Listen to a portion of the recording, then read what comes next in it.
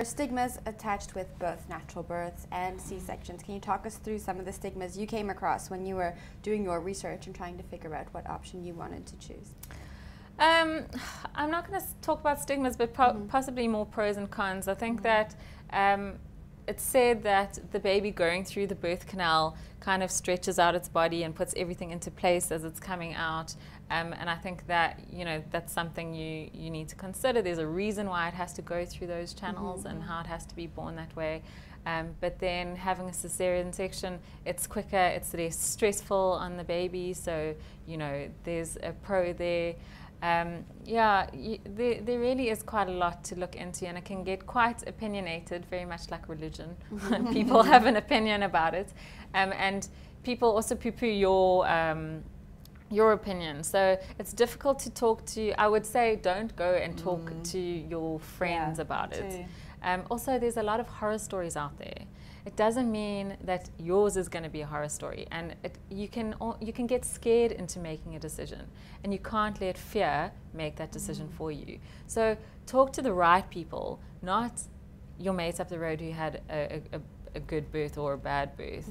Obviously, it's nice to, you know, be able to talk to your friends about it, but a lot of people don't tend to tell their friends or families about their birthing option until right at the end, because it can cause such controversy and huge debate. Why is it such a controversial topic? Because a lot of people really believe in a natural birth, and they can't understand why someone would have an elective Caesar, you know, or vice versa. You know, if an elective Caesar is so much more or so much less stressful on the baby, why would you have a natural birth? But it's natural, you're supposed to do it. So you can see where differing points of view would come in, and people would feel very strongly about them. So you can't let yourself get caught up in that. Some people want an elective Caesar because, for the pure reason that they're scared of having a natural birth, that they're scared of the pain. It's okay. Let them do that. That's their decision. But a lot of people are very taken aback by that decision because why are you scared? Why is, you know, your body's meant to do this. If you're scared of something, you're scared of something. You can't explain yourself on it.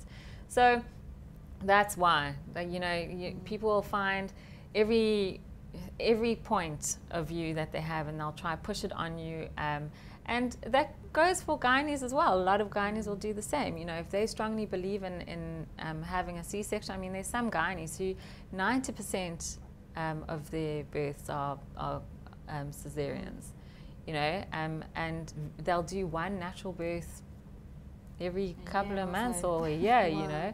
Yeah, so, and I'm talking particularly in South Africa and particularly in your higher LSM. So, yes, it's a very topical thing at the moment, or subject at the moment. I think there was an article that went around recently that highlighted the fact that South Africa in particular has such a high cesarean section rate versus somewhere like the UK. I mean, it's very rare in the UK for people to have an elective Caesar. So it is controversial. People are going to have an opinion. And that is what makes it really hard for the woman who's pregnant. And the other thing is your partner's going to have an opinion about it too.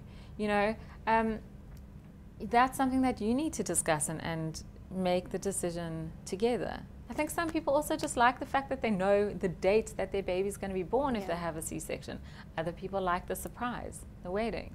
But so, yeah. Also, whilst you're making the decision, there are antenatal classes and different types of antenatal classes. You have hypnobirthing courses as well. And when you're first pregnant, the thought of actually giving birth is very daunting. But you know, you have this time and you have these classes which do support you, and your research in finding even the right antenatal class is vital, because that will help you with the whole process. I did a hypnobirthing course and I found it fantastic, because it really focused on making me feel prepared, and also how to, as much as possible, relax. And it also really engaged my partner as well, which is vital. I was going to say, Mark would be like, no, and I thought no. I really thought Simon would be as well, and I really did. But the way that the course was run and the information we were given, it really brought us closer together. And it meant that, you know, actually at the time, he was fantastic and was a great support.